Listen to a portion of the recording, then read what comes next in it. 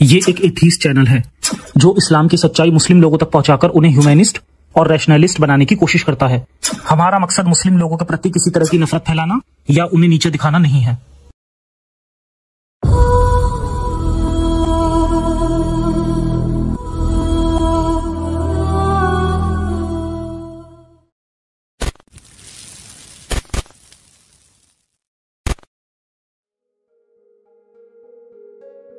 इस वीडियो में कुछ ऐसे विजुअल्स हो सकते हैं जो कुछ व्यूअर्स के लिए शॉकिंग हो, इसलिए अगर आप ऐसे इंसान हैं तो आप मोबाइल से नजर हटाकर केवल ऑडियो सुन सकते हैं। अफसोस की बात यह है कि ये सारे किस्से जमीन पर चलने वाले सबसे बेहतर इंसान के कारनामे हैं। ये 4 किस्से हैं जो एक के बाद एक इस वीडियो में दिखाए जाएंगे और मकसद नफरत फैलाना नहीं बल्कि एजुकेट करना है। इस वीडियो का मकसद पैसा कमाना नहीं है बल्कि आज के मॉडर्न और पीसफुल मुसलमान भाइयों के सामने मोहम्मद की सच्चाई उजागर करना है। इस वीडियो को मैंने पहले ही लिमिटेड सेट किया है। मेरे मकसद में मेरा साथ दें और ज्यादा से ज्यादा मोमिन भाइयों तक ये वीडियो पहुंचाएं ताकि ये हैवानियत का खेल देखकर वो इंसानियत के रास्ते पर आ सकें। और याद रहे, इंसानियत के रास्ते को किसी मजहब की जरूरत नहीं होती।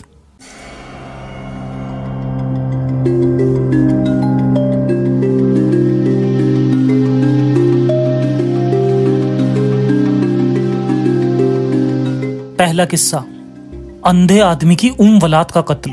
ये कहानी सुन्नन अबू दाऊद हदीस नंबर 4361 पर बेस्ड है। एक अंधे आदमी के पास एक वलाद थी जो कि मोहम्मद की तौहीन किया करती थी। वलाद उस गुलाम लौंडी को कहा जाता था जिसके अपने मालिक से बच्चे हो जाते थे। उसने उसे ऐसा करने से मना किया लेकिन वो नहीं मानी। उसने उसे फटकारा लेकिन उसने अपनी आदत नहीं छोड़ी। इसीलिए उसने उसको कत्ल करने के इरादे से उसके पेट पर वार किया।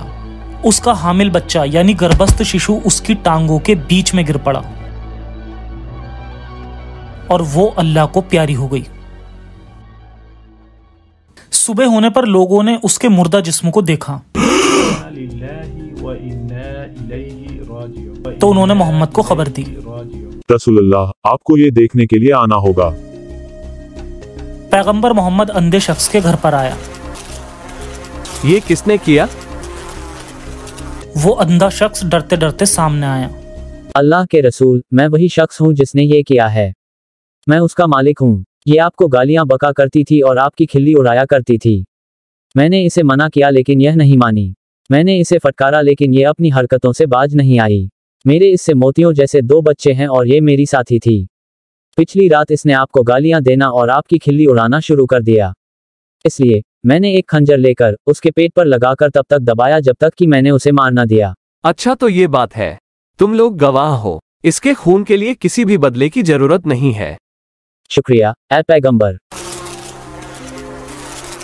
मुसलमान हामला वलाद के कत्ल पर गुफ्तगू करने लगे। इस हादसे पर पैगंबर का क्या पैगाम है? भाईजान, क्या ये साफ नहीं है? किसी भी ऐसे शख्स को कत्ल कर दो जो पैगंबर की तौहीन करने की हिम्मत करे, भले ही वो शख्स आपके खुद के खानदान का ही क्यों ना हो। ये हदीस पैगंबर मोहम्मद द्वारा की गई इंतहाई नाइंसाफी को बयान करती है। उसने खुद से हामला औरत के कत्ल करने वाले शख्स को सिर्फ इसलिए माफ कर दिया क्योंकि उसने कहा था कि इस औरत ने पैगंबर की तौहीन की। ये एक नाकाबिले कबूल अमल था।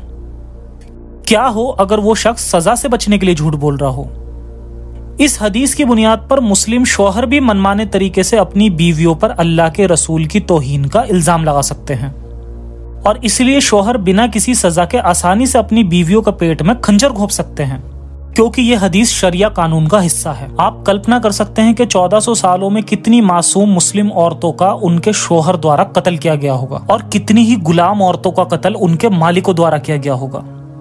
दूसरा किस्सा, अस्मा बिनते मारवान का किस्सा।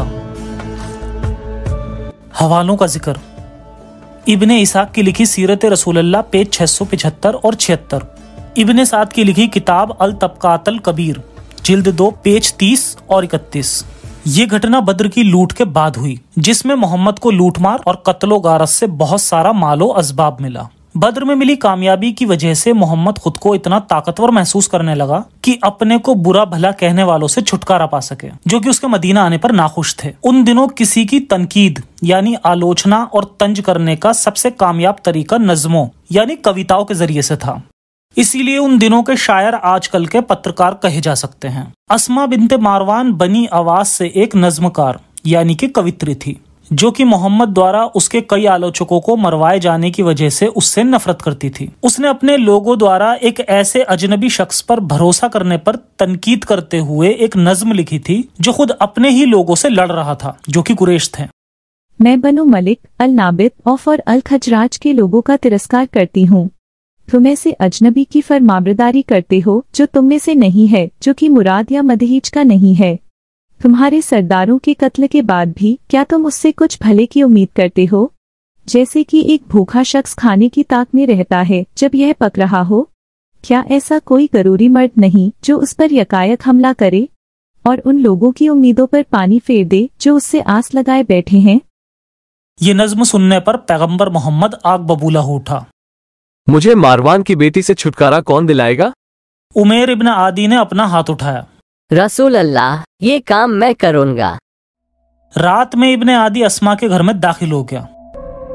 उसने देखा कि अस्मा अपने छोटे बच्चों से घिरी हुई सो रही थी। उसका बच्चा उसकी छाती से दूध पी रहा था। उमैर ने दूध पीते बच्चे को हटाया। तब उसने अपनी तलवार को नज्मकार में घोंप दिया, जिसने उसके जिस्म को फाड़ दिया।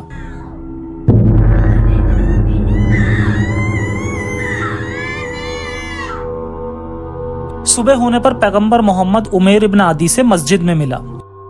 क्या तुमने मारवान की बेटी को मार दिया? जी रसूल अल्लाह। ओ उमैर, तुमने अल्लाह और उसके रसूल की मदद की है। मैंने जो किया है, क्या उसके लिए मुझ पर अजाब तो नहीं आएगा? अरे ना ना, यहाँ तक कि 2 बकरियां भी उसके ऊपर अपना सिर तक नहीं भिड़ाएंगी। बकरियां मामूली सी वजह से आपस में सिर भिड़ाने लग जाती हैं, लेकिन पैगंबर मोहम्मद के मुताबिक अस्मा बिन्ते मारवान के कत्ल की वारदात इतनी मामूली थी कि यहाँ तक कि बकरियां भी इस मामले पर सिर नहीं भिड़ाएंगी। बनु खातमा कबीले के लोग, जो कि उमैर इब्न आदी का ही कबीला था, अस्मा बिन्ते मारवान की वफात के बारे में गुफ्तगू करने लगे। अस्मा का कत्ल इब्न आदी ने किया, जो कि एक मुसलमान था। मोहम्मद ने इसका हुक्म दिया। कितना बशियाना है ना ये। उमैर इब्न आदी उनके सामने हाजिर हो गया और फरमाया, ओ खातमा कबीले के लोगों, हाँ, मैंने ही मारवान की बेटी को कत्ल किया था। अगर तुम में दम है तो आगे बढ़ो और मुझसे लड़ो। बनु खातमा कबीले के लोग इतने डर गए कि उन्होंने तुरंत इस्लाम कबूल करने का ही फैसला कर लिया और उसी दिन मुसलमान हो गए। अरे हम कहना चाहते हैं कि कोई खुदा नहीं सिवाय अल्लाह के, और मोहम्मद रसूल अल्लाह है। लेकिन हमारी माँ के लिए इंसाफ कहाँ है? और हमारा इंसाफ कहाँ है? तीसरा किस्सा, उम्मे किरफा का वाकया। हवालों का जिक्र, अल नबाविया अल हलाबिया जिल्द 3 page 180, Sirat Rasulullah by Ibn Ishaq page 664-665, systematic reading in Islam by doctor Al Najjar page 58, Al Maghazi by Al Waqidi page 277-278। अपनी किताब सीरत रसूलुल्लाह में इब्ने इसहाक के मुताबिक जैद इब्ने हरीसा, जो कि पहले मोहम्मद का गोद लिया हुआ बेटा था, इसने वादी अल कुर्रा पर हमला किया, जहां उसका सामना बनु फजारा से हुआ। उनकी जंग हुई और बहुत से मोहम्मदी मारे गए और जैद घायल हो गया, लेकिन वो मदीना लौट पाया। बनु फजारा कबीले की मुखिया फजारा या किरफा थी। उसका असल नाम फातिमा बिन्ते राबिया था। किरफा एक बूढ़ी औरत थी और उसको कबीले के अन्य सरदारों द्वारा बहुत ही इज्जत बख्शी जाती थी। उसके 12 बेटे और एक सुंदर बेटी थी। जनवरी 628 ईस्वी में मोहम्मद ने अपने गोद लिए बेटे जैद बिन हरीसा को बनु फजारा कबीले पर अपनी पिछली हार का बदला लेने के लिए हमला करने का हुक्म दिया। उस औरत को तुम्हें दोबारा हराने का मौका मत दे देना, समझे? जी रसूल अल्लाह। पैगंबर मोहम्मद किसी भी कबीले के एक औरत द्वारा राज करने की सोच के बिल्कुल खिलाफ था, क्योंकि उसने सही बुखारी 7099 में फरमाया कि कोई भी देश जिसकी मुखिया एक औरत है वो कभी कामयाब नहीं होगा।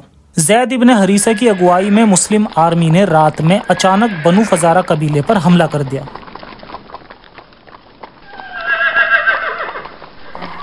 सही अल बुखारी जिल्द 4 में इब्ने उमर ने फरमाया कि पैगंबर ने कहा था कि मेरी रोजी रोटी का जरिया मेरे भाले के तले है। मेरे भाले के तले है का मतलब है माले गनीमत से। With full force, Zayd lead the Muslims to attack the people of Banu Fazara. हमला, उसे कत्ल कर दो जो तुमसे लड़ता है। The people of Banu Fazara tried to defend themselves and their families, but they were not ready to face such a sudden attack by a mighty force.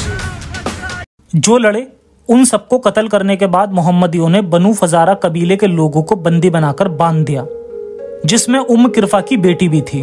Zaid ने किरफा को एक मुस्लिम कैश बिन अल मुसाहर नाम के फौजी को उसे कत्ल करने के लिए सौंप दिया। इस नाकारा बुढ़िया को कत्ल कर दो। जी हुजूर। कैश बिन अल मुसाहर ने उसके हाथ पैरों को 2 अलग अलग ऊँटों में बांध दिया। तब मोहम्मदियों ने ऊँटों को अलग अलग दिशा में हाँक दिया।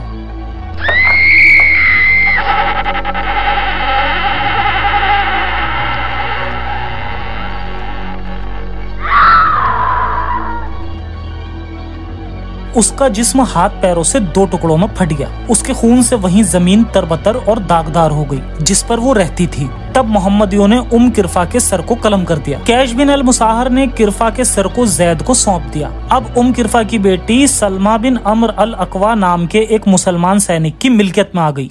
इसके बाद वही पहले जैसा काम किया गया। मोहम्मदियों ने काफिरों के जानवरों समेत मालो असबाब को लूट लिया। काफिर औरतें और बच्चे तो माल थे जिन्हें की गुलामों के बाजार में बेचा जा सकता था या गुलाम बनाकर रखा जा सकता था। कुरान सूरा अल अनफाल आयत 69। इसीलिए जंग में जो कुछ गनीमत का माल तुमने हासिल किया है उसे हलाल और पाक समझकर खाओ और अल्लाह का डर रखो। बेशक अल्लाह बड़ा बख्शने वाला और मेहरबान है। अल Maghazi by Al वकीदी page 278। Zaid आया और दरवाजे पर दस्तक दी। अल्लाह के रसूल बिना कोई कपड़ा डाले नंगे ही उससे मिलने गए। मैंने उससे पहले उसे कभी नंगा नहीं देखा था। उसने उसे गले लगाया और चूमा और तब उसने सवाल किया और जैद ने अल्लाह की फतेह के बारे में खबर दी। जैद, बनु फजारा का तुम्हारा मिशन कैसा रहा? या रसूल अल्लाह, हम फाते रहे। अल्हम्दुलिल्लाह।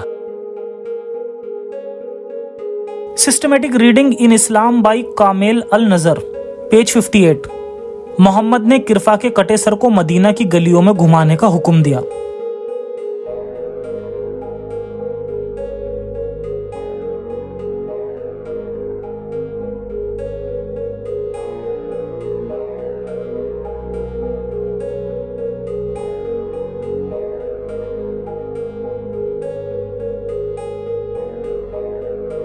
मोहम्मद ने किरफा की बेटी को अपने चचा हजान बिन अबी बहाव को मौज मस्ती के लिए सौंप दिया।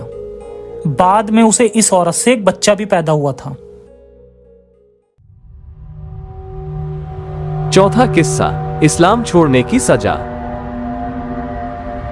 इस कहानी की बुनियाद सही बुखारी जिल्द 4 किताब 52 नंबर 260 है। ये इस्लाम छोड़ने की सजा है। Ali, don't do it. Let us go. Ali, don't do that. You also left your boundaries here. You know why we care about choice in our life.